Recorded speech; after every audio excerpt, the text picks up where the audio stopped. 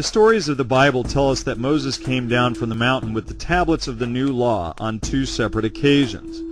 The first time he came down the mountain with the law, he noticed that his people had fashioned a golden calf and were worshiping it. Moses gets angry with this and throws the tablets against the rocks, literally breaking the law. Sometimes you will find artwork of the 10 Commandments showing the bull in the background with the sun disk between his horns, similar to Apis of Egypt. When Moses and the Jews are blowing the shofar to the heavens in praise, they are using a ram's horn. They are worshiping their Lord by the use of the ram. Moses is often depicted with horns coming out of his head as a representation of Ares, the ram.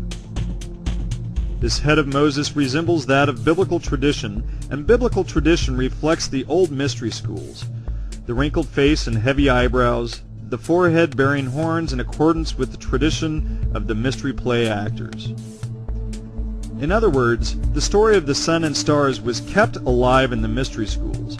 One of the characters was Moses, and he represented the ram of Ares by showing him with ram's horns on his head.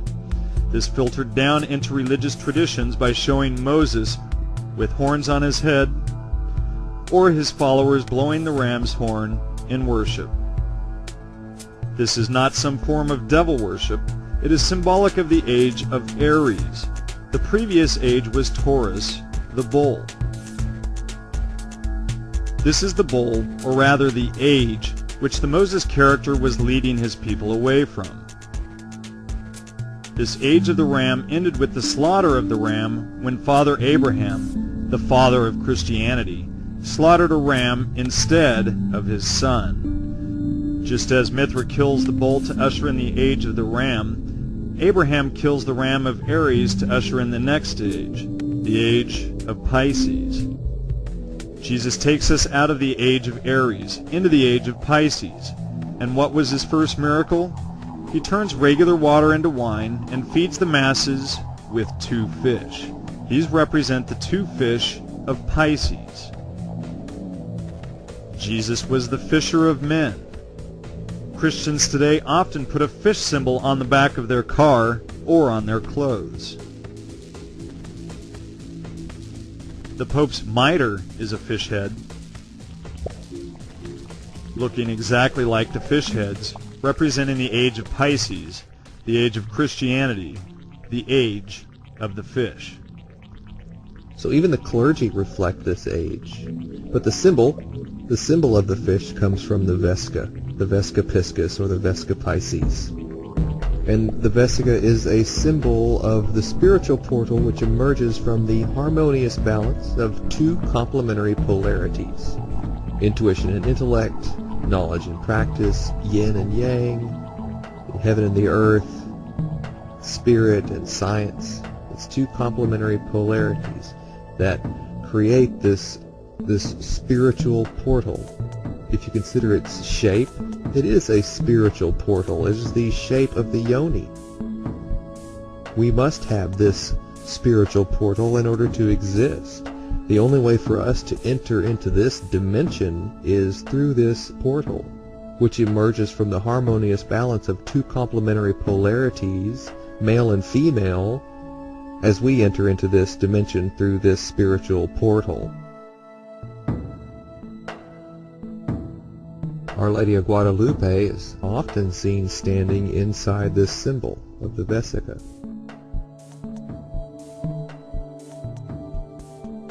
Pagan traditions will have people being drawn through this symbol, physically drawn through this symbol, as they are said to have been born again, born into this cult or into this family. So just to bring a close to the talk of ages and becoming to the end of an age, in Matthew 28:20, Jesus says that I am with you always, to the very end of the age. So when the age ends, well, I'm with you always to the end of the age. So there is an age to come. Luke tells us that there is an age to come.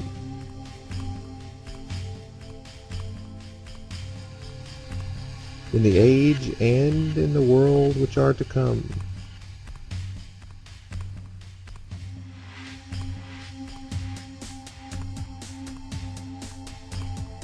So if Jesus is with us until the end of the age, and this age is about to end, is this reflected in the Bible? And it is.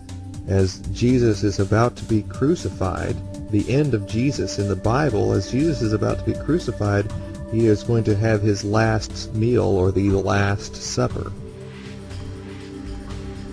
And the day came of the unleavened bread on which the Passover lamb had to be sacrificed. And Jesus sent Peter and John, saying, "Go make preparations for us to eat the Passover.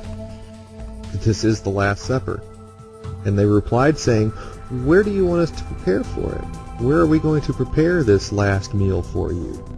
And Jesus said to them, "Behold, when you enter into the city, a man shall meet you bearing a pitcher of water. Follow him into the house that he entereth in."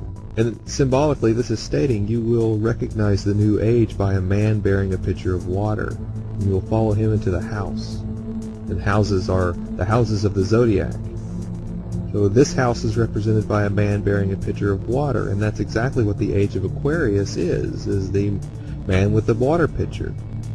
You don't see men in history bearing water. You see the woman fetching the water, the woman at the well, the women with the water pot on their head.